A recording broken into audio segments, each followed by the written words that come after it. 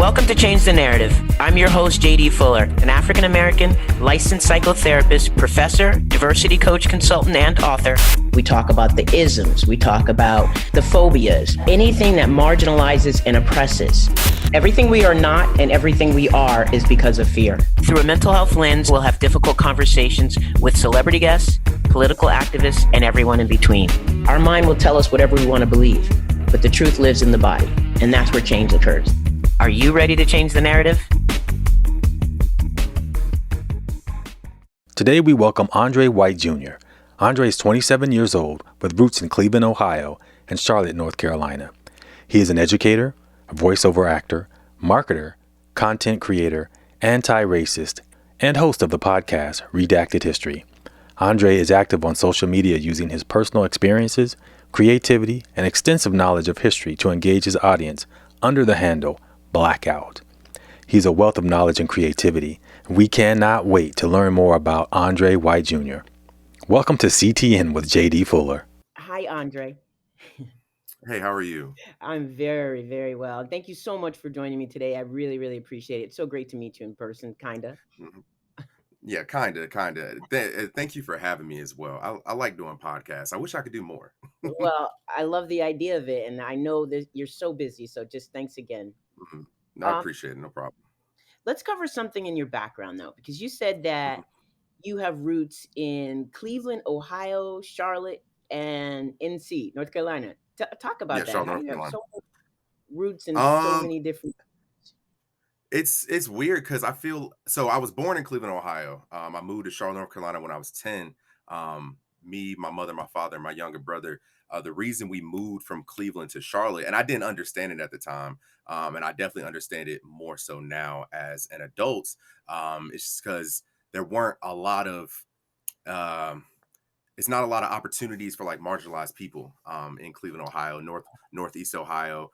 If you go back now, the city is so much worse than it was. I'm 27. We moved here when I was 10. The city is so much worse than it was 20 years ago. And my mother really wanted to be a teacher, but they're so all they do is lay teachers off in the public school system in Cleveland.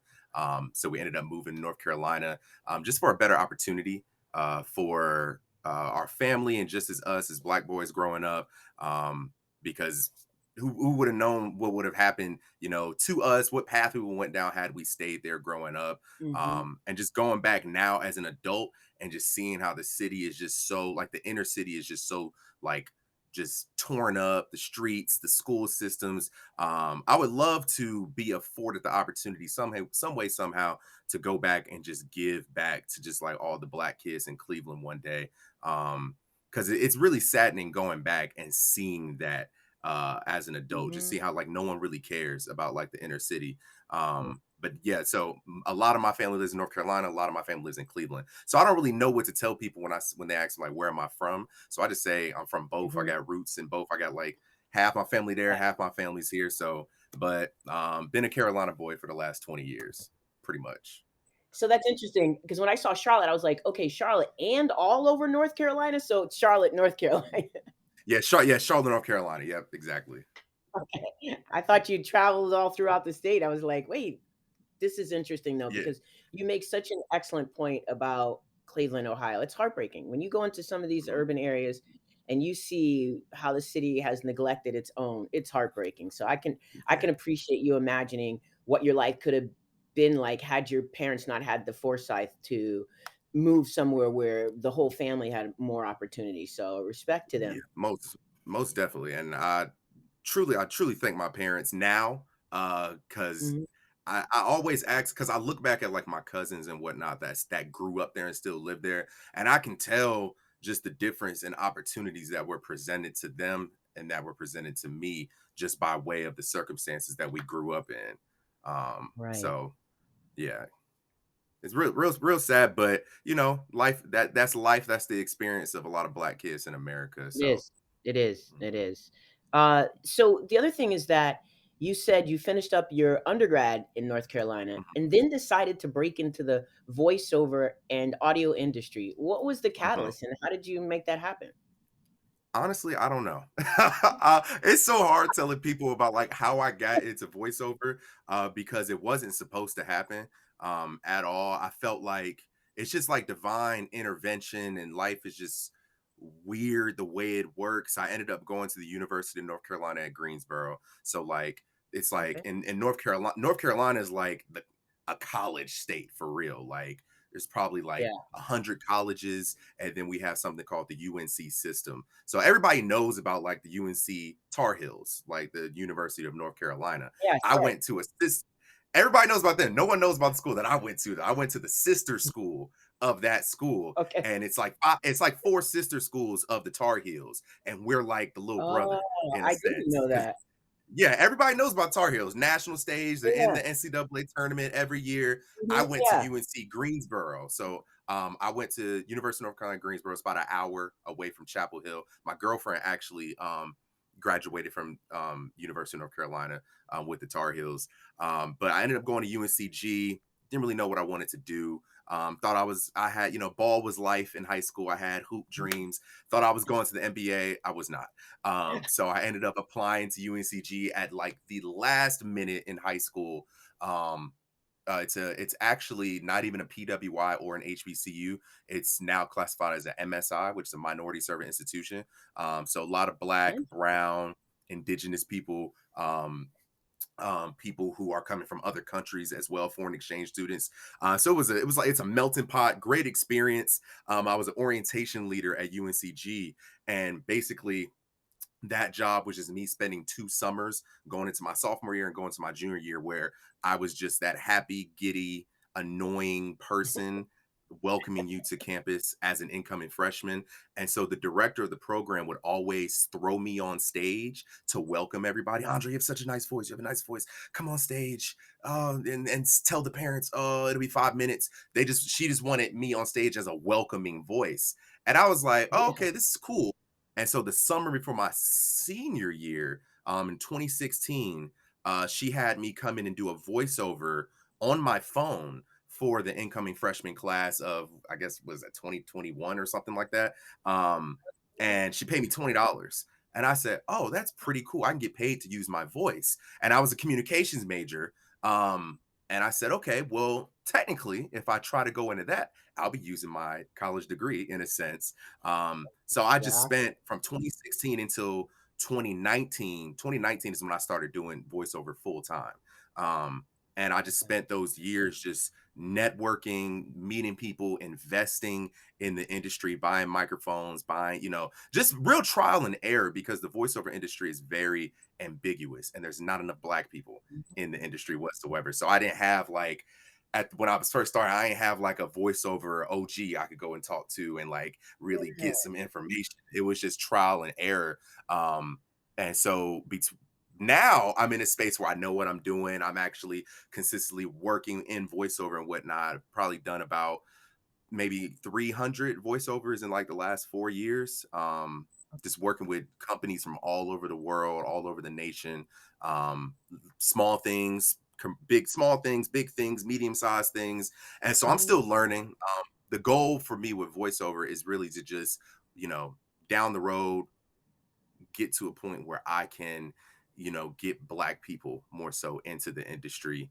Yeah. Um, and like get into the industry in an accessible way, because it is very expensive to be competitive in voiceover, and Oh, not a lot of people know that. To like be industry standard, like if you turn on your TV right now and see a commercial for like DraftKings or McDonald's or whatever, that person is in a booth that costs thousands of dollars. Most likely they're using a microphone that costs a whole bunch of money, and that's not accessible to a lot of us, like, so. And I think that's where a lot of people meet that like roadblock when trying to get into it. So that's definitely a goal of mine. Down the road, is just to like get more people that look like me into the industry and let people know that it's possible.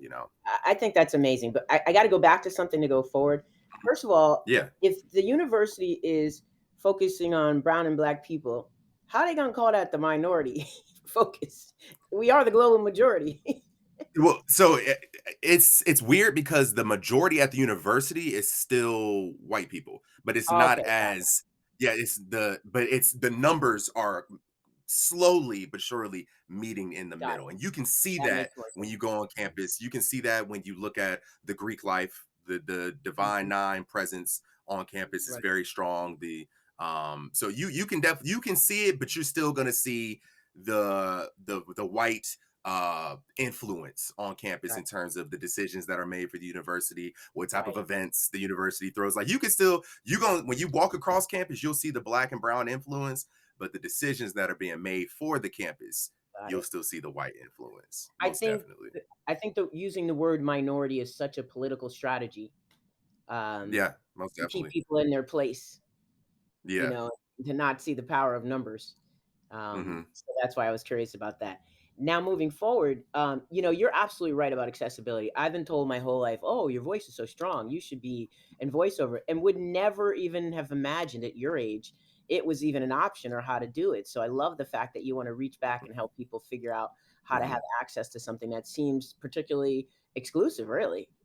Yeah, You got to know how to do absolutely. it. Very exclusive. Yeah, that's Very, amazing. very exclusive. Mhm. So, you know, as we said in the intro, you have a number of areas in which you focus. What is Mhm. your passion and how did you figure that out?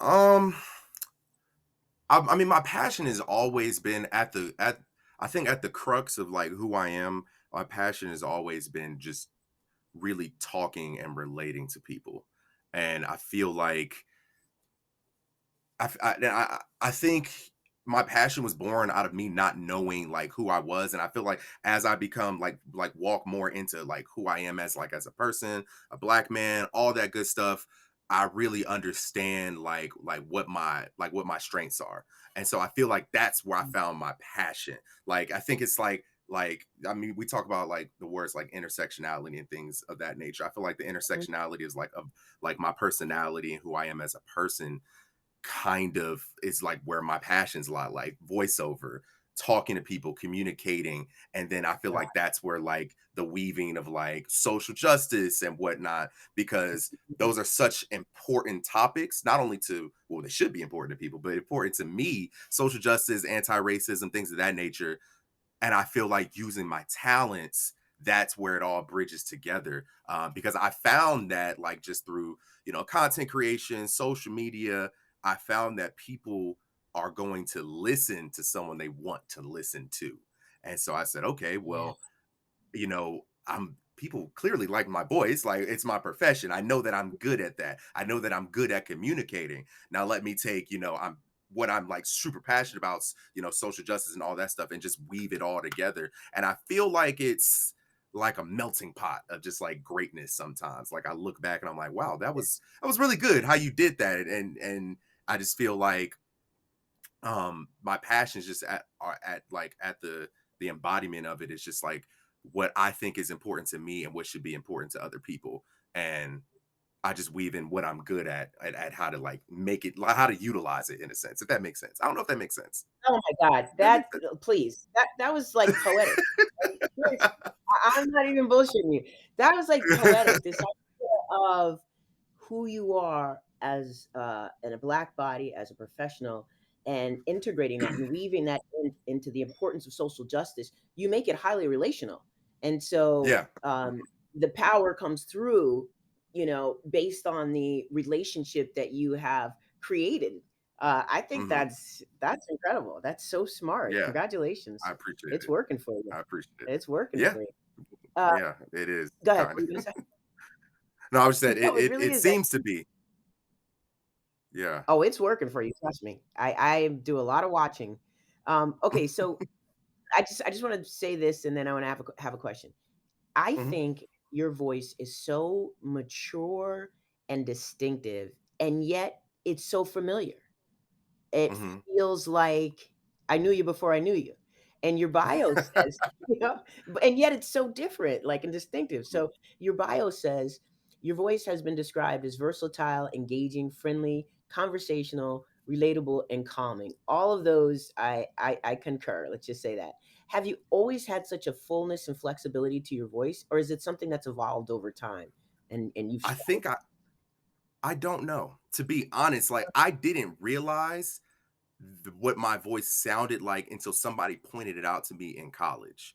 Like I Oh, genuinely like I was never the voice guy. Like I never was. I seriously, like, growing up, everybody knew me as Andre. He's kind of quirky. He's gonna make you laugh probably, and he's tall. He's basketball player. No one ever like distinguished me as the voice guy. It wasn't until the middle of college where somebody that my director for the orientation staff, Dr. Kim Sousa Peoples, she was the first person that genuinely said, "Hey, Andre, get on stage. You need to talk." Yeah, and it's crazy because me and her had a terrible relationship. If if you emailed her right now and said, "What do you think about Andre White?" might not say many good things because the orientation staff, we were like the face of the university, and that's like code for palatable, right? And I'm not a palatable person. I'll be the first person to tell you that. I'm Relate. not like I'm just not. That's not who I am. And she hated that. Mhm. So it's just ironic as the person who I just my boss who I butted heads with so much was the person who was the first person to say, "Andre, you need to talk. You have a good voice." And then it's like, I guess she just, once she like opened my eyes to it and I started using it more and like using that to my advantage, I think that's when other people started to notice. And I think age as well. I think it kind of peaked in my mid 20s ish. But yeah, she was the first person. I was never known as the voice person at all. That brings me to what I always say, which is all it takes is one person.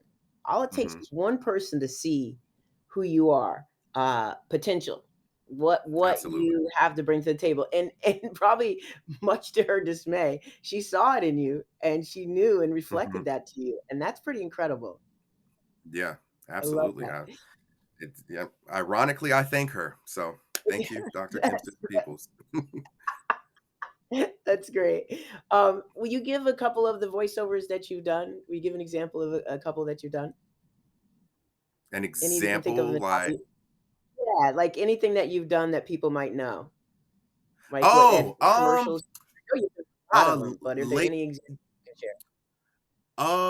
late. I mean, if you're in Walmart right now, you'll Okay, there you probably go. hear, yeah, you'll probably hear it's like random, like, and you might not hear it because no one listens to the intercom at Walmart. It's on all the time, and you're not listening to it. They're talking. I have some voiceovers at Walmart right now that are talking about like tire discounts at like the Walmart Tire Center. Okay, okay. Yeah, so and then there's a commercial running right now You for did something Disney. called say it again. You did Disney. You did something for Uh Disney, right?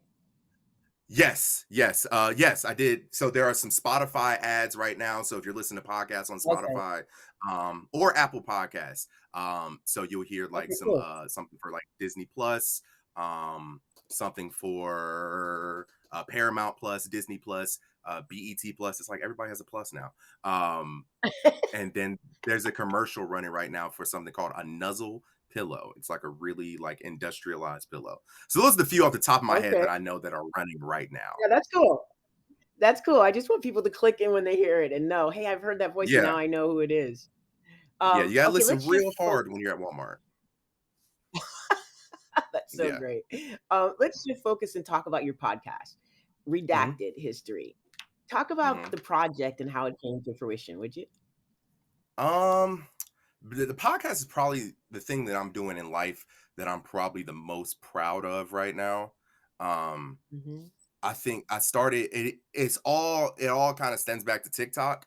And it's Okay. crazy to think that it's basically October 2022 right now, and 2 years ago I was not even on like TikTok like that at all. But once I started creating seriously on TikTok around I guess about March 2021. That's when I had like my first video where like people were like, "Oh, okay, this is nice. This is cool." And so I just started around that time is like when the pandemic was still like super full force, and I think people were having a lot of conversations about social justice, and I love talking about like social justice, inequities, all that good stuff all the time. And so I said I'm just going to talk about it on TikTok, and people started listening more and more and more. And then around I think September of last year, 2021, people were like, "Hey, you should start a podcast. We want to see you on a podcast." And I said, okay, maybe." Because I'm the type of person, I have like really bad anxiety when it comes to creating stuff. And I just get in my head, Okay. I'm like, what if nobody listens to it? Oh my God, I'm gonna be a failure. And so Mhm. it took me from September 2021 until February 2022 to get out of my own head. I was literally in my own head for like 5 months, 6 months. And so I knew Okay. I knew what I wanted to talk about. I knew I wanted to tell stories of people who just don't get their stories told.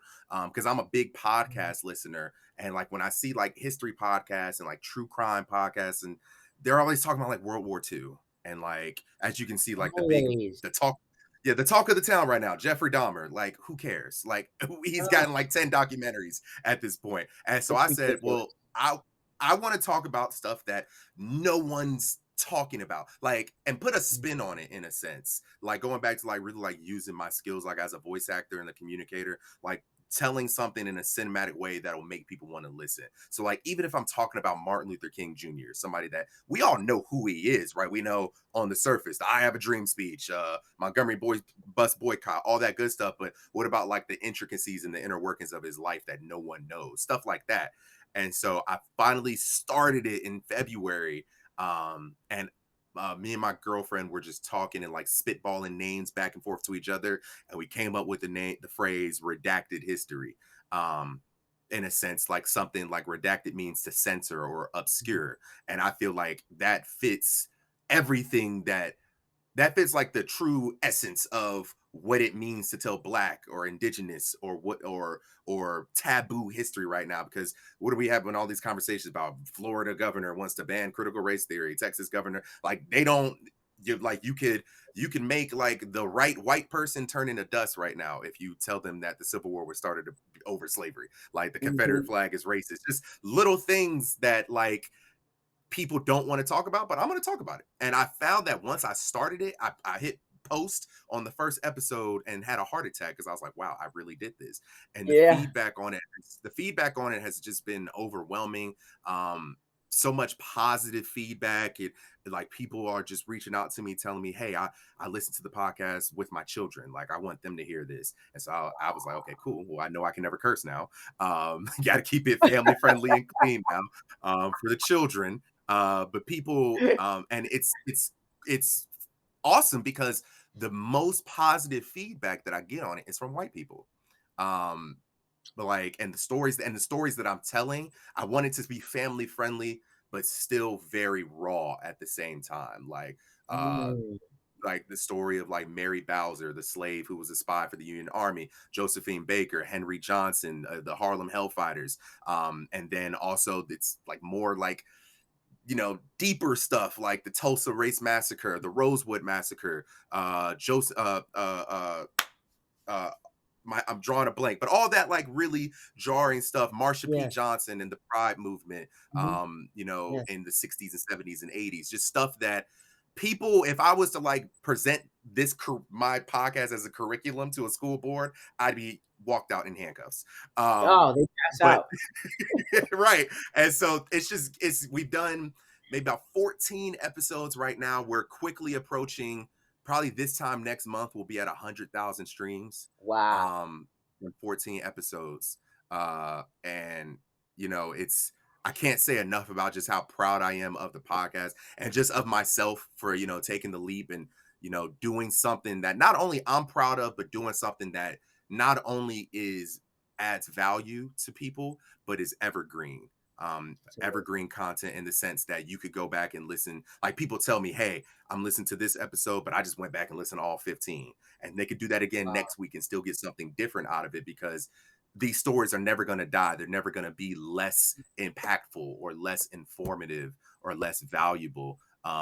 Like if I was like a sports podcast, like Right. this game is only going to happen but so many times, you know. So Exactly. yeah, I can't say enough. I could ramble on and on and on about just how proud I am of it and just the ideas that I have going forward for it. And we're here at episode 14. I can't imagine where we'll be at episode 114. So Amazing. yeah, Congratulations. I'm happy you're proud I of yourself. appreciate it. And it's Mhm. so important. What you're doing is very important. You know, I love the way you describe it, and I just want to share that before we wrap up Mhm. here with a couple more questions. You Yeah. describe it as, and these are your words, a show where we can have real, unfiltered conversations about things that some folk don't want us to talk about. This is where we will huddle around the campfire and tell stories of people that the textbooks forgot. Can you break that down a little bit? You've said a lot about it. Is Um, there anything you want to add? uh, just I could break. I mean, I just break it down. Like I always in like the first episode I talked about. I think the first episode we did was Robert Smalls, um, the South Carolina enslaved man tried to buy his family's freedom, couldn't buy it, and said, "Okay, cool, I'm going to steal a Confederate boat, and then we're going to sail to freedom." And in that episode, I just talk about how I went to high school in Charlotte, North Carolina, North Mecklenburg High School, and I remember distinctly my junior year. That's when in North Carolina, when everybody takes U.S. history.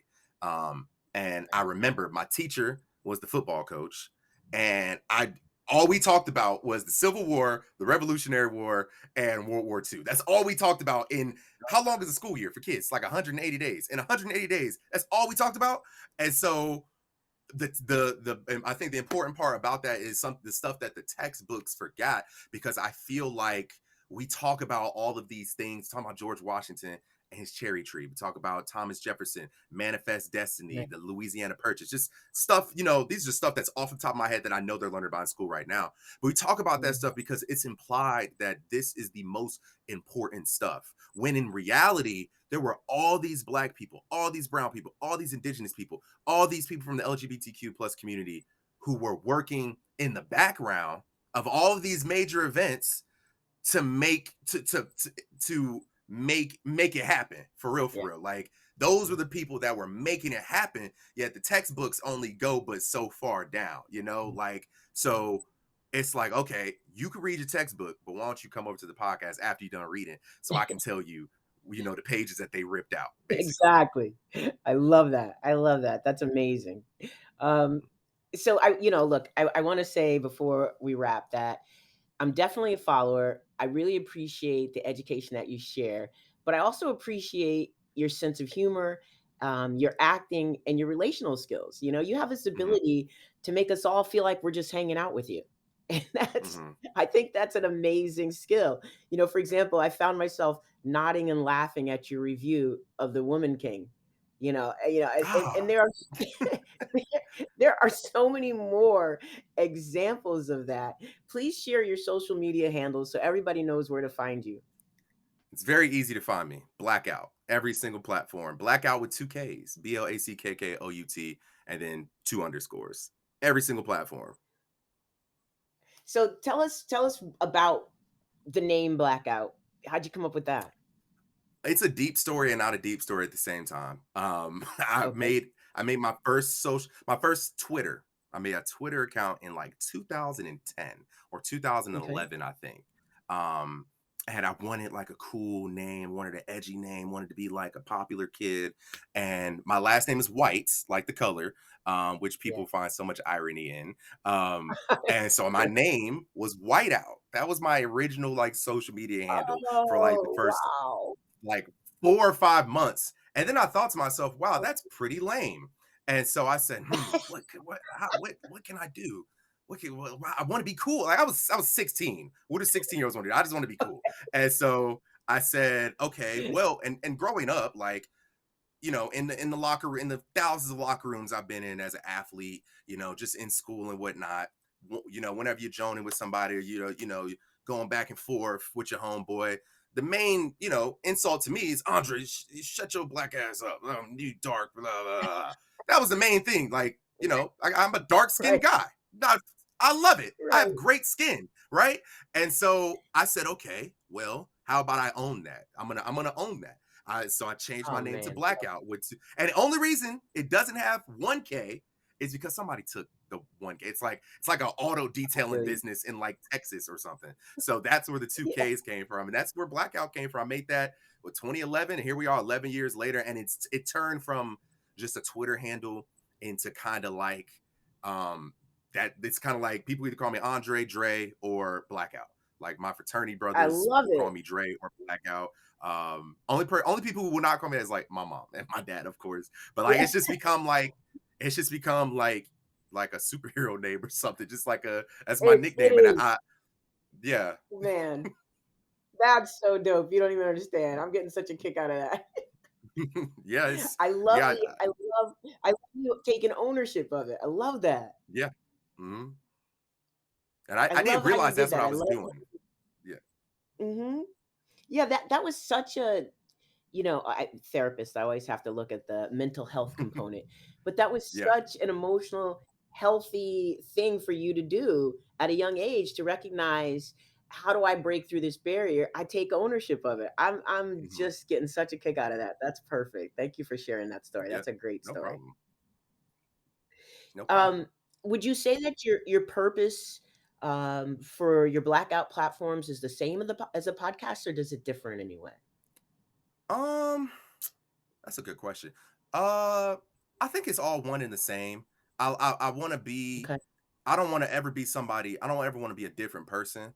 Um, like on social media as to the podcast. What I will say is the thing that I really love and cherish about the podcast is that it is, like I said, I don't curse on the podcast only because I know it's little kids out there listening to me, and I'm not, I want to be a good uncle. But I feel like the thing that I preach about the podcast the most is that I can really be myself for real. Like the things that I've run into, and you could talk to any like, black, TikTok creator or Instagram creator or whatever.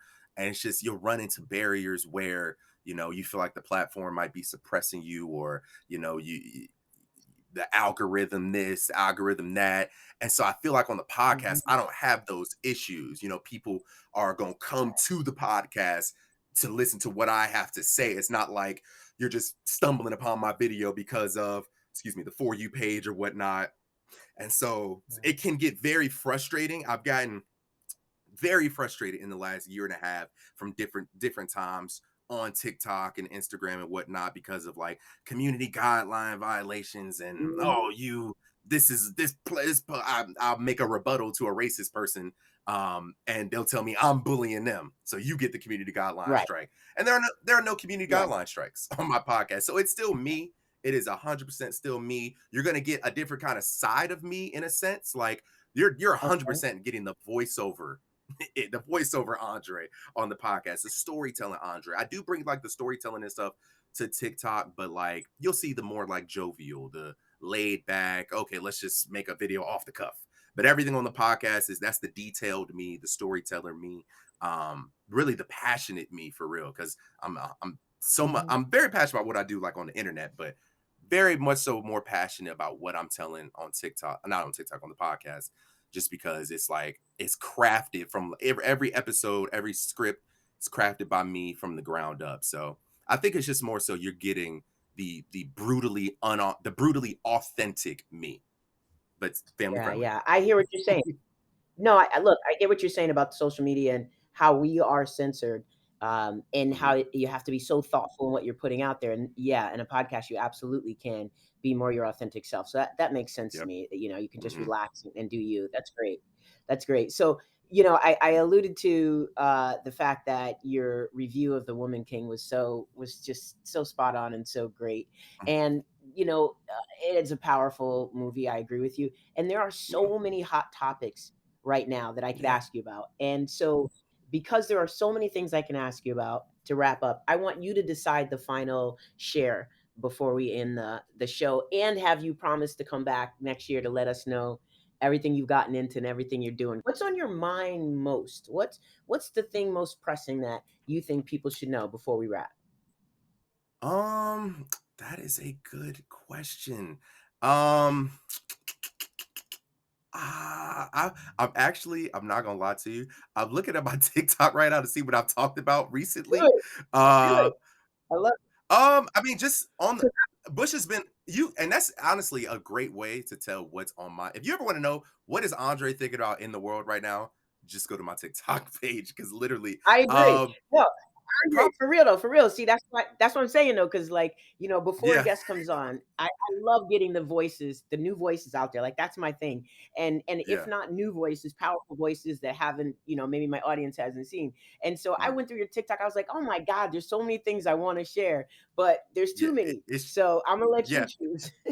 So yeah, my TikTok it's really just it's a brain dump of me, but probably what's been on my mind this summer, for the most part, and it's kind of a whole bunch of things at once, but of course they all tie back to the same thing. Um, Sure.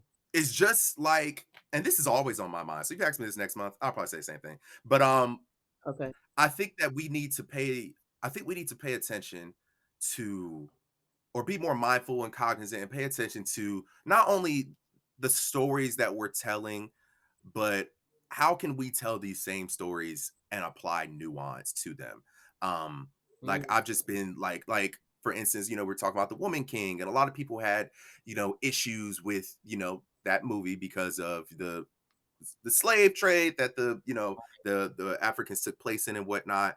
But I went and did my research and whatnot, and learned that there's a lot of nuance to those situations. And I've actually gotten a lot of pushback on social media, on TikTok specifically, whenever I talk about like the transatlantic slave trade, and like white Jimbos from like Nebraska will get it. Well, that black people traded their slaves too, and okay, tell me more. Well, tell me what book you got that from, and we can read it together. But like, just like, we have to just really. And one of my brothers got so mad at me the other day, kid you not, because he says I overused the word nuance. And I said, okay, so what? And I'm gonna keep using it. What you gonna You're not gonna fight me? And so just and there's so many different stories. We can talk about the Woman King, the Jeffrey Dahmer thing that dropped last week, that I unfortunately watched. Um uh, and okay. like when and even we go down to the small minute things that are happening, like on a society level. We talk about like the black brown people that are killed by the police, and like Jalen Walker in Akron, Ohio, who was killed over the summer. And people want to talk so much about like, okay, well, did he have a gun, did he not have a gun, blah blah blah blah. But does it matter? Like, does it Right. matter? Do those people deserve to be shot 60 times by 8 different officers? No. Right. Like, I just so like my goal, and just the thing that's always on my mind, is how can we tell these stories of these people and what's happening around us, while applying so much nuance and whatnot to them. And you can apply all of that to stories that we even already think that we know. Like, I found Yeah. myself talking so much about Emmett Till over the last month and Yes. some change. Lead one from the Mhm. anniversary of his death on August 26th, to now. I just did a podcast episode on him, and just making a lot of video content on him, and just finding that I thought I knew the whole story, but there's just so Right. many layers and things. So yeah, that's just what's on my mind. Just encouraging people to just take what you think you know and what you don't know, and find the surface, and then peel back the layers. And when you think you peeled them Love it. back, you're wrong, because there's more to peel back, and there's more to understand why and how things are happening around us. I love that. I love that. That was perfect. Perfect. Perfect. Perfect. Listen, Andre, I've said it before. I'll say it again. I'm a fan of yours. Thank you so much for coming on. I so No appreciate and problem. enjoy what you're about, brother. You are the future, and these content creators that I bring on here, you give me hope, and I've been short on hope for a very long time. So bless you I for that. appreciate it. Seriously.